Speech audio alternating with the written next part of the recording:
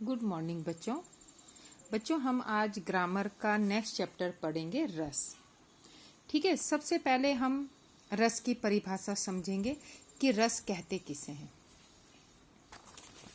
रस का मतलब होता है कि जो भाव हमारे हृदय के भीतर रहते हैं, हमारे मन के अंदर जो भाव रहते हैं, हंसी का, खुशी का, रोने का, प्रसन्न होने का, ठीक है, तो गुस्से का, घृणा का, जो भी भाव हमारे मन में रहता है उसे क्या कहते हैं? रस कहते हैं।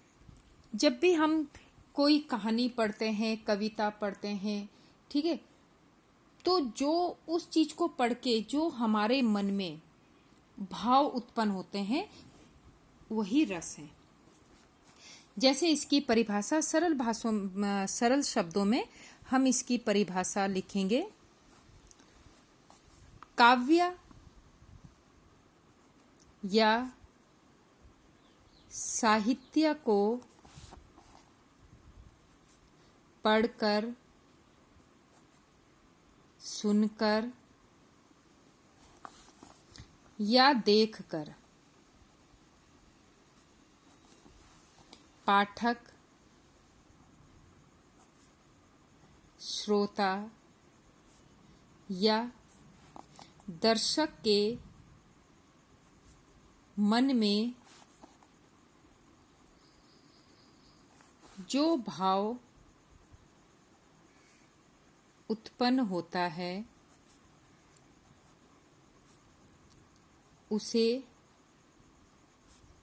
रस कहते हैं।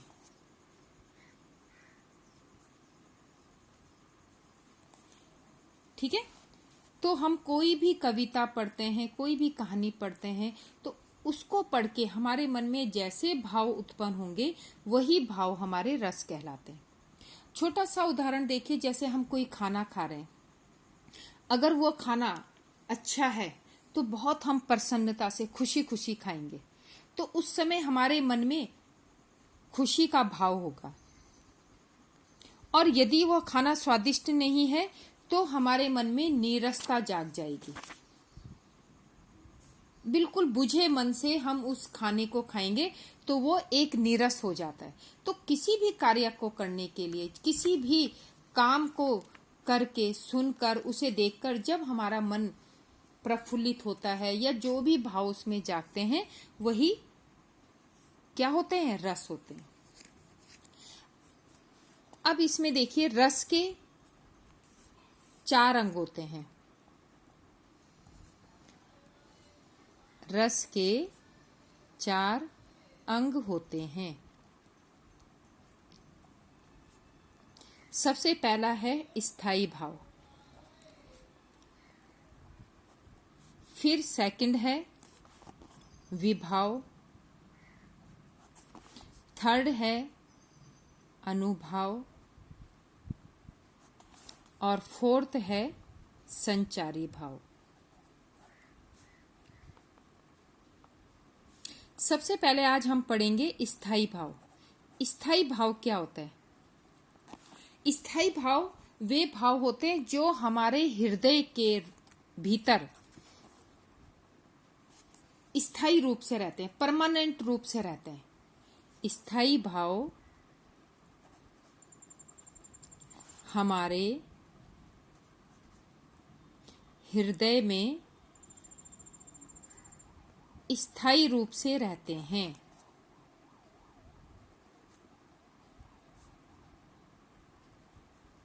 ठीक है, जो भाव हमारे मन में परमानेंट रहते हैं उन्हें स्थायी भाव कहते हैं। वो कहीं भी किसी भी सिचुएशन को देखकर एकदम से भाव जाग जाते हैं। जैसे हमने कोई चुटकुला सुना, ठीक है, तो हमने चुटकुला सुना तो हमारा कौन सा भाव जागेगा? हास्य भाव, हंसी का भाव उसी समय तुरंत जागेगा और हम हंस हंस के लोटपोट हो जाएंगे। या हम अपने रूम में, क्लासरूम में या कहीं भी कोई छिपकली या कोई कीड़ा देख लेते हैं, उसको देख के हम डर जाते हैं, तो हमारे मन में जो है कौन सा भाव जागेगा? डर का भाव जागेगा। ठीक है। और हम अगर कोई अच्छी कविता पढ़ रहे हैं, अच्छी स्टोरी सुन रहे हैं, तो उससे हमारा मन प्रसन्न हो जाता है, तो उसमें भी हमारे खुशी का भाव जागता है। तो जो हमारे भाव हैं उनका जो स्थायी रूप है वो हमारे मन में, हृदय में बसा रहता है। अब दूसरा है विभाव।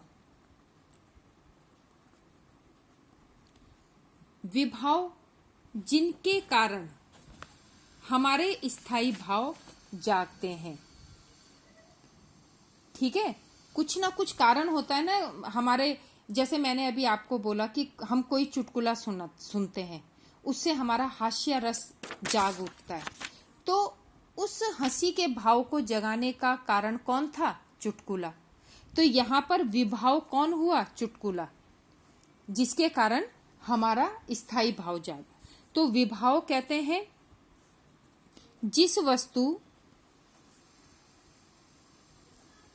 या व्यक्ति के कारण, जिस वस्तु या व्यक्ति के कारण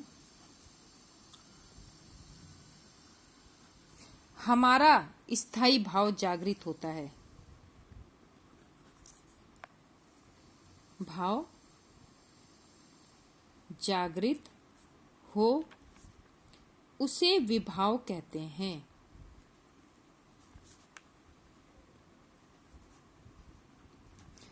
ठीक है। जैसे किसी व्यक्ति को देखकर हमें गुस्सा आ जाए, हमने किसी व्यक्ति को देखा और हमें उसे देखकर गुस्सा आ गया, तो हमारा क्रोध वाला भाव किसने जगाया? उस व्यक्ति ने। तो वह व्यक्ति क्या हो गया? विभाव हो गया। तो जो हमारे भावों को जगाए, जो हमारे भावों को जगाने का कारण बनता है, उसे ही विभाव कहते हैं। ठीक है। अब है आपका, विभाव के भी दो भेद होते हैं, के दो भेद होते हैं। सबसे पहला है आलंबन, आलंबन विभाव,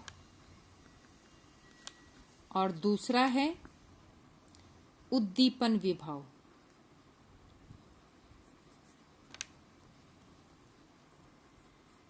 अब हमने यहाँ पे ये समझना है कि आलंबन क्या है और उद्दीपन क्या है। अब देखिए आलंबन विभाव।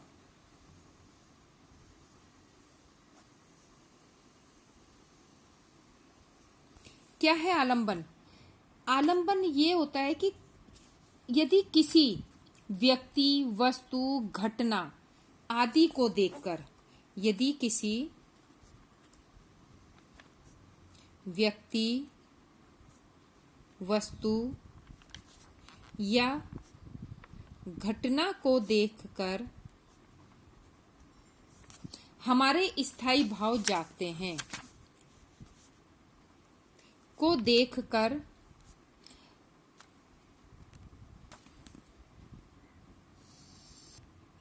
जो स्थायी भाव जागते हैं,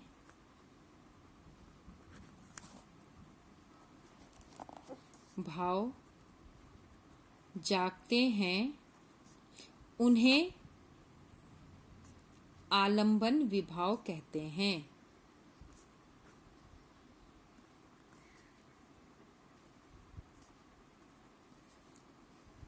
तो हम यदि किसी व्यक्ति, वस्तु, घटना को देख के जब हमारे स्थायी भाव जागते हैं तो वो आलंबन विभाव होते हैं।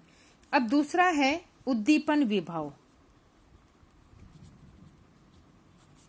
उद्दीपन विभाव, उद्दीपन विभाव में आपको ध्यान रखना है कि इसमें जो है बाह्य वातावरण या प्राकृतिक वातावरण, उद्दीपन विभाव में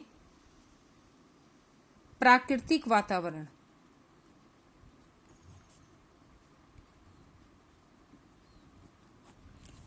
ठीक है, प्राकृतिक वातावरण उद्दीपन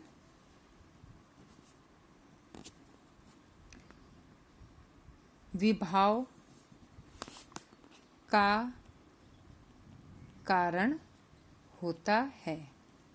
जैसे हम कोई भी प्राकृतिक वातावरण देखने, जैसे हम तालाब की सुंदरता, तालाब का किनारा, नदी का किनारा, वर्षा ऋतु या चांदनी रात, ये उद्दीपन विभाव हैं।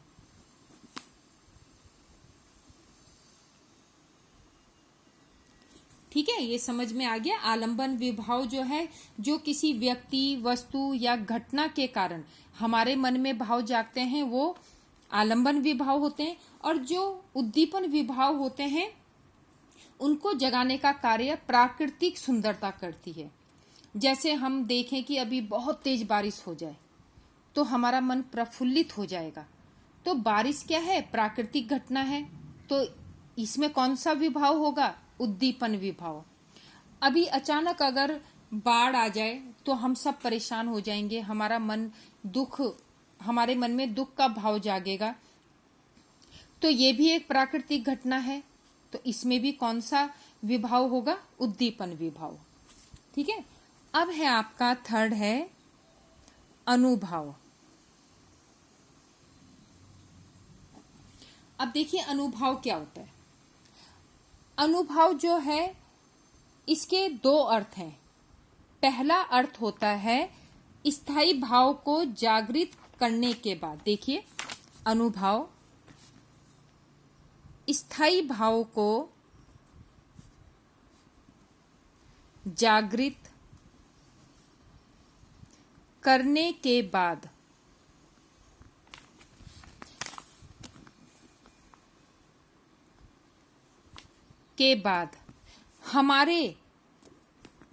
बाद हमारे शारीरिक,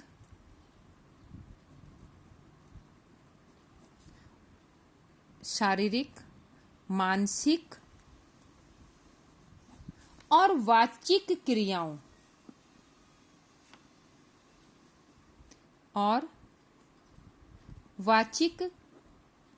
क्रियाओं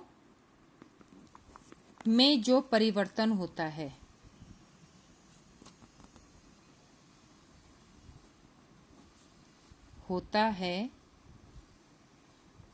उसे अनुभाव कहते हैं।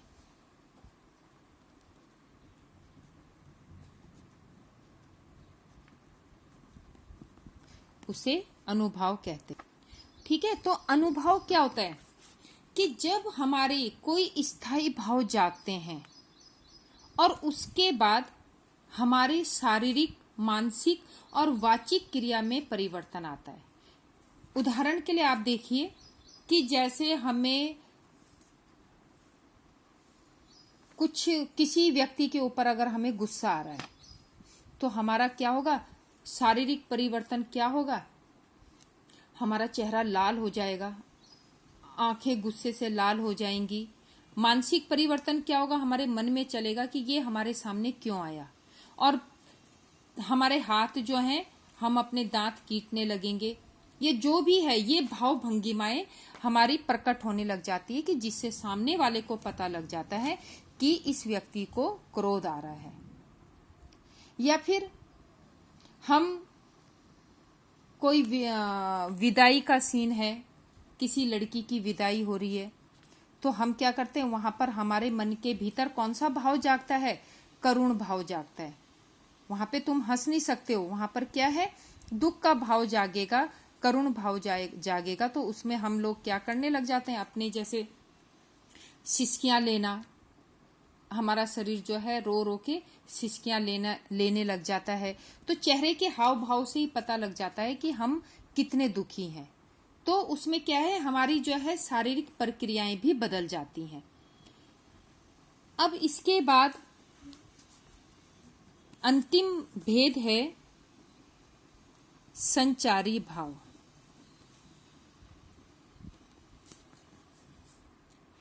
अब संचारी भाव क्या होते हैं?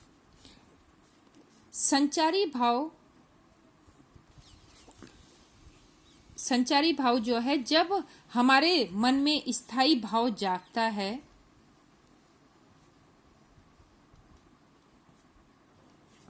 तो संचारी भाव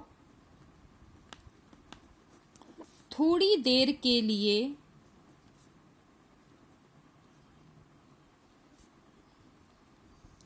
आते हैं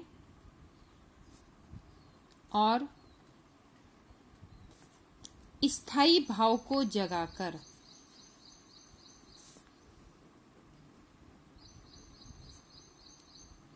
लुप्त हो जाते हैं।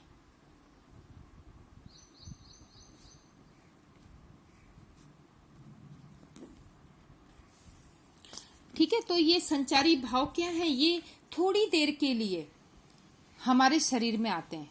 जैसे हम अगर कोई भयानक कहानी सुन रहे हैं, कोई व्यक्ति हमें कहानी सुना रहा है, तो उस कहानी को सुनते सुनते हमारे शरीर में क्या खड़े हो जाएंगे? रोंगटे खड़े हो जाएंगे। जैसे रोंगटे खड़े होना, रोंगटे खड़े हो जाएंगे। लेकिन क्या रोंगटे पूरे दिन भर खड़े रहेंगे? नहीं, वो कुछ सेकंड के लिए आते हैं और उसके बाद वो चले जाते हैं। लेकिन कौन सा भाव जगा देते हैं मन में? जैसे हमने कोई भयानक कहानी सुनी तो हमारे मन में डर का भाव जगाकर रोंगटे खड़े होते हैं और रोंगटे तो बंद हो जाएंगे, वो संचारी भाव है। लेकिन जो स्थायी भाव है वो जागा रहता है। डर हमें पूरे दिन भर लगा रहेगा, लेकिन वो स्थिति नहीं रहेगी जो स्टार्टिंग में हमारे साथ हुई थी। अब जैसे कोई चुटकुला सुन रहे हैं और चुटकुला सुनकर हम क्या है, हंस हंस के लोटपोट हो जाते हैं, पेट पकड़ लेते हैं, हंस हंस के हमारे पेट में दर्द हो जाता है। तो ये एकदम से जैसे हमारे पेटों में बल पड़ना, बहुत ज्यादा हंसना, तो कुछ सेकंड के लिए होता है। उसके बाद वो क्या है, जो हमारे पेट में बल पड़ रहे हैं या बहुत ज्यादा हम अति प्रसन्न हो रखे हैं, बहुत ज्यादा खुश हो रहे हैं, तो वो थोड़ी देर बाद क्या होता है, शांत हो जाता है।